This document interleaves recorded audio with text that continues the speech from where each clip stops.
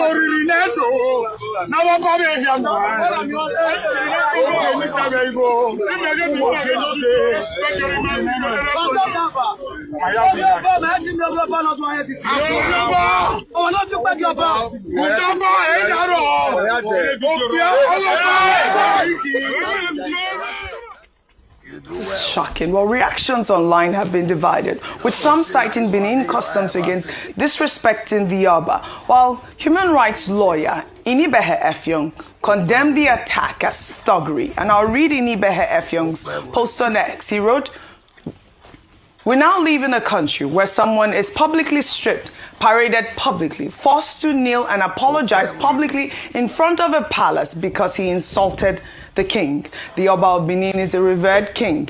He has a responsibility to uphold the sanctity of not only his throne, but the dignity of his people, including the dignity of those who disagree with him or offend him. Humiliating a citizen in this manner does not bring glory to the palace or the king. It diminishes the prestige of the Oba and his throne. We should not allow thuggery to define the very respected crown of the Oba of Benin. If the Oba does not disavow this crude and primitive action, it will send a wrong and dangerous message. I do not know Don Pedro Obaseki.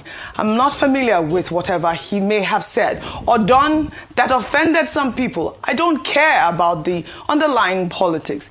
But no citizen should be humiliated in this manner. The police has a responsibility to act in this case. The culprits should be dealt with according to the law." Well, as for the Oba's side, he said not to have ordered the action, with one of the palace chiefs stating that the Oba was at Holy Arusa Church attending a Thanksgiving service to mark the end of the annual Igwe festival. The chief also urged the youths in the mob to avoid causing any trouble. The chief stated that we don't want any disturbance, adding that if anyone considers himself an enemy of the Oba, he should be left alone because time will reveal the outcome. Well, later on that Sunday evening, Obaseki, Don Pedro, released a video where he narrated how he was abducted, beaten by thugs, and stripped. Okpebholo. I'm an Obaseki, and this is not a beating of Pedro. It's as if there is a deliberate war against anybody who bears the name of Obaseki, and maybe I was the first victim in the line. But this must stop. So I'm going to press charges. I'm going to seek legal recompense. I don't understand this. My children are traumatized, my family, my wife, siblings. For me, who has elevated the culture of the Benin race in my 35 to 40 years as the pioneer of the present Nollywood. Okay, Edoya Atokbe, Oba Atokbe, because it's cybernetic. There is no king without subjects. Thank you. Right, Ayo, I'm coming to you on the story. I believe, I read that the police had detained him for a couple of hours. In that same video, which he, shared with Arise News, he had commended the Commissioner of Police for his, action, intervention and releasing him at that moment. But, I don't really understand how this can happen in our society. You were speaking so highly of Don Pedro Obaseki just moments ago. A very notable filmmaker. Everybody knows who he is. Look at how they turned him into some sort of, I was so shocked when I saw this video, really offended by it. Everyone should be shocked. Everyone should be offended because it could happen to anybody. Yes. It could have been anyone if we're not Don Pedro or Pedro Obaseki. What we're seeing is what can be described to or ascribed to as a state of anarchy, where citizens take matters into their own hands and tantamount to jungle justice with regards to, because of the fact that he made a statement that the people didn't agree with, and so they retaliated with a public show of shame, and the police detained him. I'm surprised because I'm wondering who the police ought to have detained. Should it not have been these tyrants, this young people, or this mob who had degraded him, humiliated him, just put him in this kind of situation? And then we see that, in fairness to the Commissioner of Police in Edo State, Pedro Obaseki had said that while he was detained, he came to intervene to ask what happened, and then afterwards asked for him to be released. However, the silence of the governor is quite deafening. Mm-hmm. It's loud. We haven't heard anything from him. According to the Oba's Palace, who is a revered monarch in Benin City in Edo State, he said that it was, his supporters. The Oba didn't have a hand in this. But I do think that this should be condemned from the highest level, because it sends a signal. And don't forget that it's not just the citizens we're talking about. We keep talking about investor confidence. We keep talking about perception. We keep talking about how people see things, how seriously people take our justice system, security or insecurity in the country. This does not speak well for security, for democracy in the nation, and for the process of justice in Nigeria. I believe he has said that he might sue. I hope he does. Yes, that's what he said. But even beyond that is that an investigation ought to be instituted, and everyone who is culpable should be brought to book based on this. Because like I said, and I emphasize this, it's Don Pedro Obaseki today. If this state of anarchy continues, it can be you, it can be me, it can be anybody at all, and this should not be allowed to happen. All right. Well, I know that everybody wants to speak on this story, so please a minute each, because the producer has cut my time. So go ahead. That's why election matters. I would be surprised if the people that went to beat Don Pedro are brought to book. There are higher authorities that are in their favor. We see their faces. As at this morning, if the governor has not stepped in or ordered arrests, then there's a level of complicity in the state.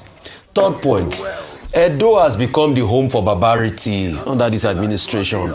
Was it not how they behaved when they were opening the Benin Museum, the Moa Museum, that they went there, disrupted where international people were there, international investors? It has become the home for barbarity. We saw the faces of those that abducted Don Pedro. Yes, if nobody picks up those people and they are in police custody today and they are cooling off their heels in police custody, then Edo is, I'm sorry, should I use the word, finished with barbarity. Let's keep deceiving ourselves. I read one of the comments, someone saying that every time bad news from Edo State. As usual, now elections matter. Elections matter. Let's be careful. I'll make my points very quickly. One, justice for Don Pedro Okpebholo Obaseki. Yes. Nobody deserves to be treated in this manner in a free country. Two, he did not insult the Oba. He said, long live the Edo people, long live the Oba of Benin. How does that constitute an offense? I think they said he only said, long live the Edo. No, I watched the video. He said both. The second time was where he didn't say it at the gathering in London. That's the issue, yes. Well, he didn't say it at the gathering. Okay. Yes. Now, even if he didn't, he has the freedom of expression. Of expression, What is correct. wrong in saying long live the Edo people? That's what he said, After all, correct. we say long live Nigeria. We don't say Yes. long live the president. Now, 3, I think it's important that he himself made the point that the chiefs handled the matter very well. And it was clear to him Yes. that, these were thugs doing their thing. It was not the Oba of Benin sending anybody to go and harass anybody. Number 4 is that, look, this matter should be looked into. And he also praised the Commissioner of Police, that he handled the matter well, and it was the Commissioner of Police that released him. 5, his security should be guaranteed. All right. 6, Edo State should not become a place for thugs. It is already. The governor of Edo State must, look into this matter Yes. and ensure the protection of Don Pedro Agbonifo Obaseki. All right. Very Finally, I give a teacher's testimonial. I taught his class in 1985-86, Western Drama, at the University of Benin, Ekenwa campus. And he was one of our good students. He was very responsible, diligent, and he proved it subsequently by excelling in later life. He not only got a PhD, he became a major filmmaker, one of the pioneers of Nollywood. All right. He's also a playwright, author of Azagidi, Yes. Obaseki, and Idia. Yes. One of the icons of the Edo Kingdom who has tried to put Edo Kingdom on the map with his talent and creativity. Very good. He does not deserve to be treated in this manner. Well said. Well said. Justice for Don Pedro Obaseki.